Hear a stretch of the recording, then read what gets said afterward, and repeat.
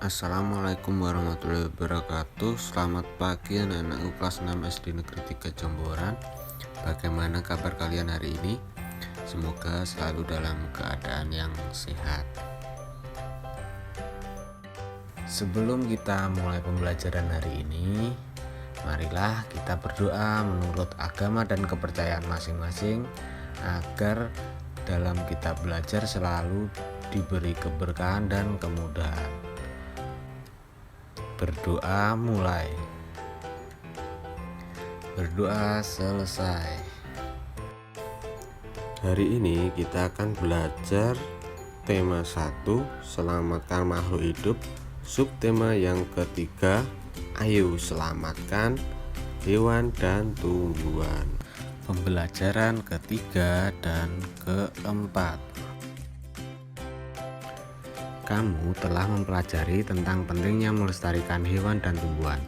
Adakah yang dapat kamu lakukan untuk mempercepat perkembangan tumbuhan? Di pembelajaran sebelumnya kita sudah pernah belajar tentang cara perkembangbiakan hewan dan tumbuhan. Nah, hari ini kita akan kembali belajar tentang cara perkembangbiakan tumbuhan. Ayo, masih ingatkah kalian bagaimana cara perkembangbiakan tumbuhan? Nah, sekarang mari kita analisis gambar seri berikut. Pada gambar yang pertama terlihat seekor kupu-kupu yang hinggap di bunga. Nah, tahukah kalian bahwa kupu-kupu ini dapat membantu perkembangbiakan tumbuhan? Nah, kupu-kupu membantu proses penyerbukan tumbuhan. Kupu-kupu yang hinggap di bunga akan membawa serbuk sari yang menempel di kakinya, kemudian membawa ke bunga yang lain sehingga serbuk sari jatuh ke kepala putik. Setelah proses penyerbukan, maka akan terjadi pembuahan di tumbuhan tersebut. Nah, hasil dari pembuahan tersebut akan menjadi calon tumbuhan baru yang berupa biji buah. Nantinya buah yang sudah matang akan jatuh terbawa oleh makhluk hidup yang lain. Jika biji jatuh pada lokasi yang tepat, akan tumbuh kecambah. Nah, anak-anak, itu tadi proses terjadinya perkembangbiakan secara generatif pada tumbuhan. Selain berkembang biak dengan cara generatif, tumbuhan juga berkembang biak dengan cara vegetatif yang dibagi menjadi dua, yaitu vegetatif buatan dan vegetatif alami. Contoh perkembangbiakan vegetatif buatan yang pertama adalah cangkok. Mencangkok tumbuhan berkayu dilakukan dengan cara mengupas kulit batang. Bagian kayu yang sudah dikuliti tersebut kemudian dilapisi dengan tanah subur dan dibungkus dengan sabut atau plastik. Kemudian disiram sampai tumbuh akar. Tumbuhan yang dapat dicangkok contohnya adalah mangga, jeruk, dan jambu. Contoh perkembangbiakan vegetatif buatan yang kedua adalah stek. Stek dilakukan dengan cara memotong bagian tertentu pada tumbuhan, kemudian menancapkannya ke tanah. Ada dua macam stek. Yang pertama stek batang, contohnya pada ketela pohon dan mawar. Kemudian stek daun, contohnya pada tumbuhan sansevieria dan begonia. Contoh perkembangbiakan vegetatif buatan yang ketiga adalah menyambung. Dilakukan dengan cara menyambung dua batang tumbuhan dari jenis yang sama, tapi mempunyai keunggulan yang berbeda. Misalnya dua pohon mangga, yang satu bersifat mempunyai akar yang kuat dan batang besar, yang satu mempunyai buah yang banyak dan enak. Pohon mangga yang berakar kuat dipilih menjadi batang bawah, sedangkan pohon mangga yang berbuah lebat dan enak dipilih menjadi batang atas. Selanjutnya perkembangbiakan vegetatif alami yang meliputi akar tinggal atau rhizoma. Contoh pada tumbuhan jahe, lengkuas, kencur, dan kunyit. Umbi lapis, contohnya pada tumbuhan bawang merah, bawang putih, bakung, dan tulip. Umbi batang, contoh pada tumbuhan kentang, ubi jalar, dan bengkuang. Umbi akar, contoh pada tumbuhan wortel, singkong, lobak, dan dahlia. Tunas contohnya pada tumbuhan pisang, bambu, tebu, dan tunas adventif pada tanaman cocor bebek. Spora pada tumbuhan lumut, paku, dan suplir.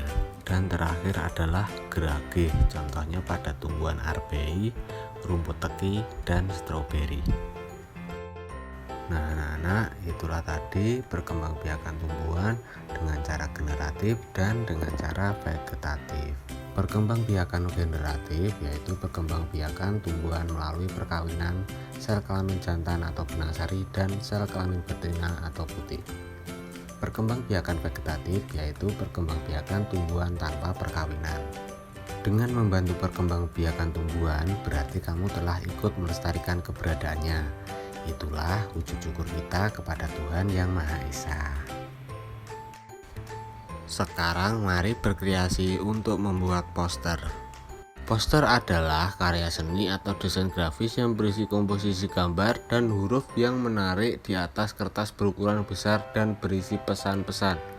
Poster biasanya ditempel di tembok, di tempat umum, di kendaraan, dan di tempat strategis yang dikunjungi banyak orang dan mudah dibaca.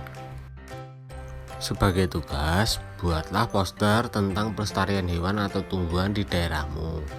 Buat postermu semenarik mungkin, rapi, dan mudah dipahami.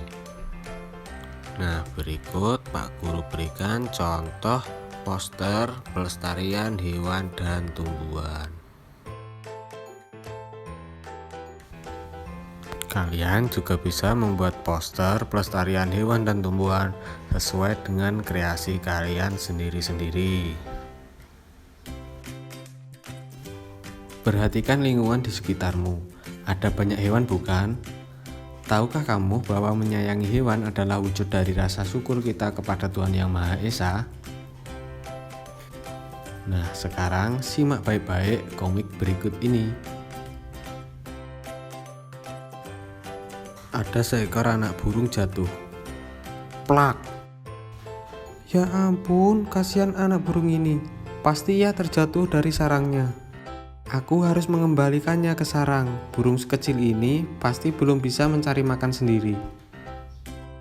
Selamat beristirahat burung kecil. Nah, itu tadi komik yang bercerita tentang Edo yang menemukan seekor anak burung yang terjatuh. Nah, komik adalah cerita bergambar. Isinya berupa gambar-gambar yang disusun berurutan dan saling berhubungan. Komik memiliki balon kata-kata atau dialog. Pada pembelajaran sebelumnya, kalian sudah belajar tentang penerapan sila-sila dari Pancasila. Sekarang tuliskan pendapatmu mengenai sikap yang ditunjukkan oleh Edo tadi terkait dengan penerapan sila Pancasila. Nah, demikian untuk pembelajaran hari ini. Semoga apa yang Pak Guru sampaikan hari ini dapat bermanfaat untuk kalian. Terima kasih atas perhatiannya. Sampai jumpa di pembelajaran berikutnya. Wassalamualaikum warahmatullahi wabarakatuh.